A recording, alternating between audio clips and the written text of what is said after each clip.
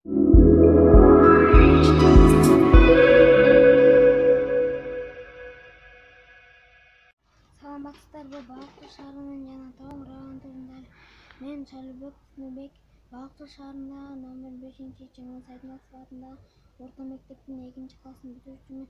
Тоо арасында жайгашкан, узундугу 182, чуурасы 60 километр болгон дүйнөдөгү эң кооз көлдөрдүн бири Ысык көл менин шаарымдан башталат.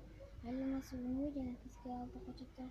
Кыргызстандын баримети болгон Ысык көл тунуктугу боюнча Байкал деңизинин 2-ордунда турат. Көлдүн суусу туздуу болгон үчүн ал кышкысын тоңбойт. Ошон үчүн көлдө көптөгөн канаттуулар байырылышат. Көлдүн сулуулугун, жаратылыштын кооздугун, абасынын тазасын, суусунун тунуктугун адам өз көзү менен көрүп, жан дүйнөсү менен сезбесе, эч бир сөз менен жеткирүүгө мүмкүн эмес. Деңиз деңгээлинен 1623 метр бийиктикте жайгашкан, эң тереңдиги 700 метрге жеткен.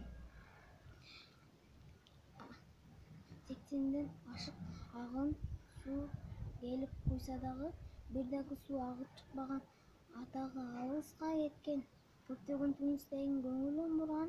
Мен Ысык көлдүн жээгинде жашагандыгыма сыймыктанам.